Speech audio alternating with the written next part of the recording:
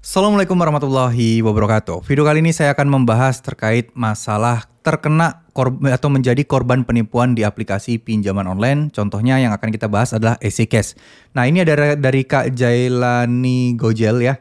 Beliau bilang nih, saya kena tipu Mas Bro di aplikasi ini. Bagaimana jalan keluarnya Mas Bro? Nah, itu kebetulan saya lagi membahas tentang EasyCash teman-teman. Nah, oke. Bagaimana sih jalan keluarnya, solusinya ketika kita terkena penipuan atau ketipu saat kita berurusan dengan pinjol EasyCash?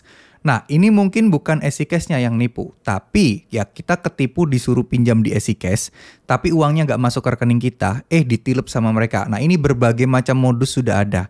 Mulai dari disuruh ngembaliin uangnya dulu, nanti akan diganti uangnya 2 kali lipat, atau mungkin modusnya juga salah kirim, salah transfer, nanti akan disuruh transfer balik dan lain sebagainya. Modus ada bukti transfer yang keliru transfer dari orang-orang yang mengaku dari admin atau CS-nya dari EasyCash, itu berbagai macam modusnya. Nah, kita lupakan soal modus-modus ini, saya sudah pernah bahas sebelumnya. Nah, saya pengen share aja gimana caranya agar kita bisa lebih tenang untuk mengatasi dan bagaimana solusinya ketika kita terkena penipuan di pinjol EasyCash seperti ini. Yang pertama adalah pasti kita tahu karena itu bukan kita yang minjam, bukan kita yang menikmati uangnya. Saya yakin teman-teman juga pasti males dan nggak mau ngebayar itu. Karena ya kalian nggak rela gitu ya. Kalian nggak ikut menikmati uangnya, tapi kalian yang harus pinjam.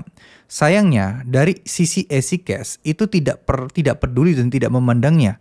Karena mereka berpikir bahwa ya itu kesalahan Anda karena Anda lalai dalam menjaga data dan lalai serta teledor sehingga memberikan data pribadi atau melakukan transfer yang tidak semestinya dilakukan. Nah, pasti pihak mereka pun tetap pengen kita bayar gitu, tetap pengen kita bisa melunasi semua utang-utang kita. Sayangnya di sisi kita sebagai korban, ya kita korban, masa iya kayak gini perlakuannya? Nah, pasti akan bertentangan dan gak akan ada jalan temunya. Kalau saya boleh saran, lebih baik kita harus melaporkan masalah ini ke polisi. Terkait itu diusut atau tidak oleh polisi, terkait itu akan diproses atau benar-benar diselidiki atau tidak oleh polisi, tidak masalah. Bukan ranah kita, bukan tanggung jawab kita, bukan urusan kita.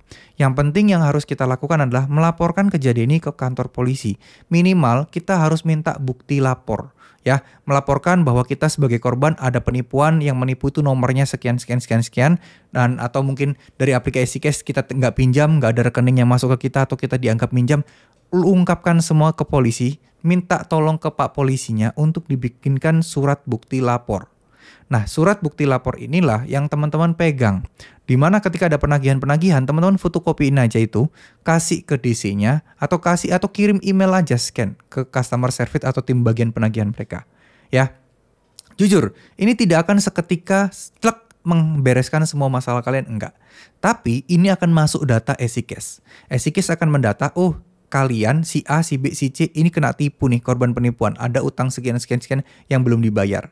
Tapi mereka ada bukti lapor polisinya dan membuktikan bahwa mereka bukan. Tapi ya itu nggak disampaikan secara tersirat ya. Nah, nanti ketika ada pemutihan hutang atau mungkin ada orang-orang yang hutangnya dihapuskan oleh EasyCash, ya wajar ya. Tapi itu butuh waktu yang lama banget.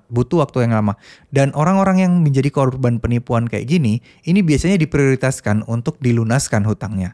Ya, tapi ya kembali lagi, itu bukan rumus yang pasti dan itu juga cuman probabilitas aja, ada kemungkinan. Tapi yang nggak ada salahnya, ini adalah salah satu ikhtiar kita.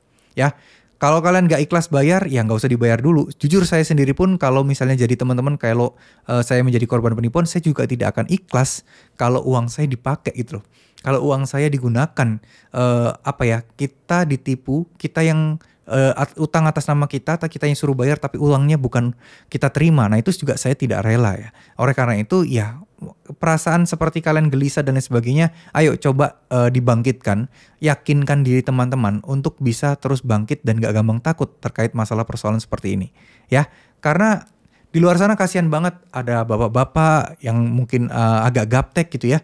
Banyak banget yang menjadi korban seperti ini, nggak cuma teman-teman aja dan juga nggak cuma di EasyCash aja.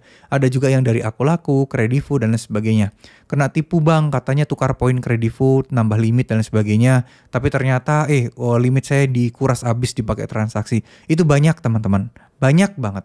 Dan untuk itu ayolah teman-teman semangat dan selalu ingatkan kepada teman-teman saudara-saudara kita yang lain untuk tidak begitu percaya dengan aplikasi-aplikasi seperti ini jika memang ada yang diminta data pribadi saat ditelepon gitu ya. Kalau kalian yang nelpon masih masuk akal. Tapi kalau pihak mereka menelpon apalagi dengan nomor yang tidak kita kenal, nomor yang bukan resmi, terus meminta data-data, jangan sampai mau. Jangan sampai dikasih. Kalau sampai kita nerima uang dan disuruh transfer balik dulu, itu juga jangan sampai dikasih. Ya, karena bisa jadi itu hanyalah modus penipuan dari mereka. Oke, terima kasih. Semoga apa yang saya sampaikan bisa bermanfaat. Mudah-mudahan masalah teman-teman semua yang menjadi korban penipuan seperti ini bisa segera beres dan bisa segera menemukan jalan yang terbaik. Amin amin ya robbal alamin. Terima kasih. Wassalamualaikum warahmatullahi wabarakatuh.